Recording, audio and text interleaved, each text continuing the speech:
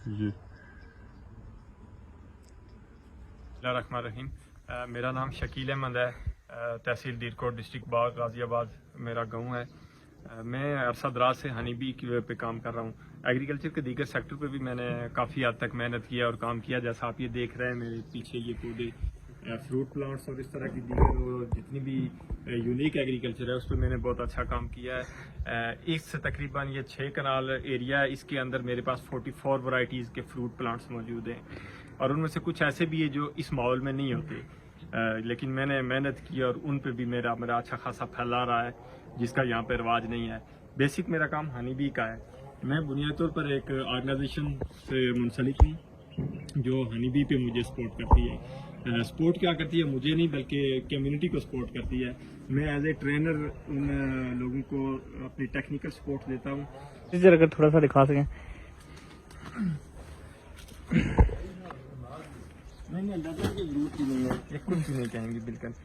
ये बुनियादी तौर पर मैंने एक यूनिक बॉक्स बनाया था, इस पर बाद में मैं तफसील से बात करूंगा। ये मैं इसको टूरिज्म से लिंक करना चाहता हूँ। उसके लिए ये इसका अंदर से होता है, ये छोटे छोटे बिच्छू इसके बेसिकली पैरासाइट्स होते हैं। ये फीडिंग करवाने के लिए हम इसमें रखते हैं। ये चूंकि अभी डिस्टर्ब हो गई थी, मैंने इनको फीडिंग भी करवाई थी। अंदर से अगर देखें तो इनमें टेक्निक ये है कि हम हर एक फ्रेम को अलग से निकाल सकते हैं। यही मक्खियाँ हमारे साथ जो रहती हैं ना घरों में, तो हम जो ट्रेडिशनल आइव हैं उनमें हम ये वाला काम नहीं कर सकते। हर एक छत्ता हम अलग बाहर नहीं कर सकते। ये बना हुआ है। अगर आप शहद देखना चाहते हैं, कैमरे को जूम अगर करें तो मेरे हाथ के नीचे से शायद आपको बहता हुआ नजर आएगा।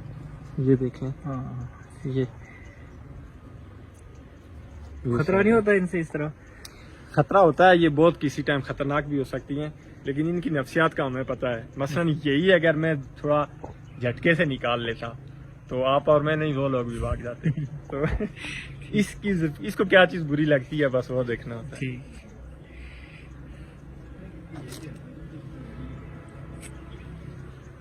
ये कितने अरसे में तैयार हो जाता है? ये साल में 2 बार तैयार होता है। अच्छा। और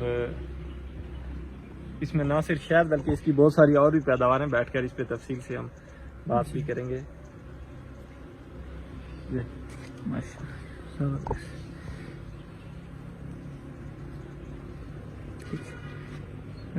अगर आप सेल्फी बनाना चाहें तो मैं आपके करीब भी ला।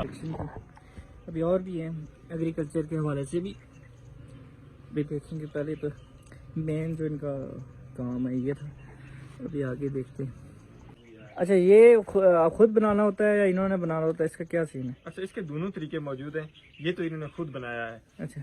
इसको ये जब निकालेंगे इसको कॉम्बो नहीं कहते हैं। ये छत्ते समेत हम काट कर निकाल लेंगे, ठीक है। तो वो उसी तरह सेल होता है। दूसरा तरीका यह है कि इसमें तारें लगाकर हम इसमें ये वाला छत्ता जो है उसकी शीट लगाते हैं, वो मैं आपको दिखाता हूँ। तो उसमें से हम इसको, ये मक्खियों के लिए आसानी होती है और वो जल्दी बना लेती है। नहीं तो इसमें से आपने निकाला हुआ है या ये खराब हुआ है? नहीं, इसमें से मक्खियाँ चली गई हैं, भाग गई हैं। अच्छा। ये एक्स्ट्रा है तो मैं इनको दे रहा हूँ। अच्छा,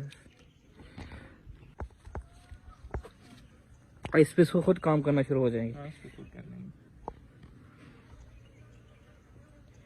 कि हनी की प्रोडक्शन के 2 सीजन होते हैं, अप्रैल मई और अक्टूबर नवंबर। अक्टूबर नवंबर का शायद हमारा बहुत कॉस्टली होता है और वही हमारी एक बड़ी प्रोडक्ट है। और जो बाहर वाला होता है वो इतना अच्छा नहीं होता, उसकी कीमत कम होती है। इसलिए फार्मर का सारा फोकस ये सर्दियों वाले शहद पे होता है। तो कितने टाइम में बनता है ये 6 माह, साल में 2 दफा। अच्छा, तो ये अभी कितने अरसे बाद निकालेंगे? अभी ये नवंबर में निकालेंगे? ये अभी हाँ अगले महीने। ये आपने देखा ना बन रहा है, बनना शुरू हो गया। अभी ये सारे जो मैंने एक निकाला था ना, इसमें मैक्सिमम 2 से 2.5 किलो भर जाता है। अच्छा। तो इस तरह ये जितने होंगे वो सारे एक में 2.5 किलो? एक फटी जो निकाली थी मैंने। अच्छा,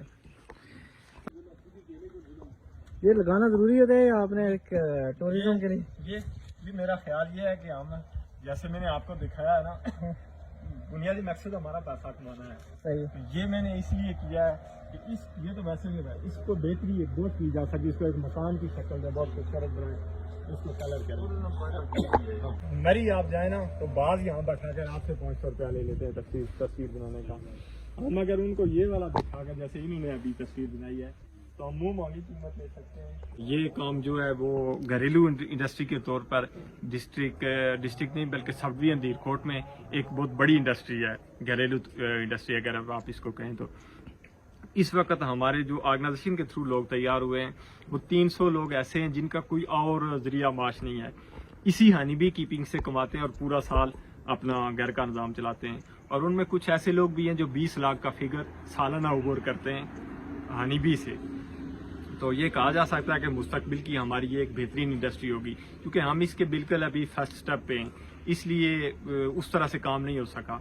अब बी कीपिंग तो पूरी दुनिया में हो रही है, हमारा यूनिक क्या है वो ये है कि हमारे पास हनी बी की एक ऐसी वैरायटी है जो आप सामने देख रहे हैं कि ये पूरी दुनिया में है ही नहीं। ये हमारे इसी एशिया के चंद ममालिक में है, और वो भी पहाड़ी ममालिक, मसलन चाइना में है, हमारे पास है, ये KPK में है, या इंडिया के कुछ ममालिक में है।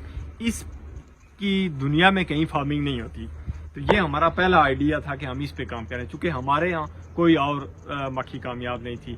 अब इसमें और उसमें डिफरेंस क्या है कि आप वही शहद अगर फार्मी मक्खी का लेंगे तो 400 से 500 रुपए किलो मिलेगा, वही हमारी इस मक्खी का 4 से 5 हज़ार रुपए किलो सेल होता है। इसके महंगे होने की वजह क्या है कि हमारे पहाड़ों की जो जड़ी बूटियां हैं वो जड़ी बूटियां बाज़ाते खुद बहुत महंगी हैं। जब उनसे ये नेक्टर लेकर शहद बनाती हैं तो उस शहद की बहुत बेहतरीन क्वालिटी होती है हमारी।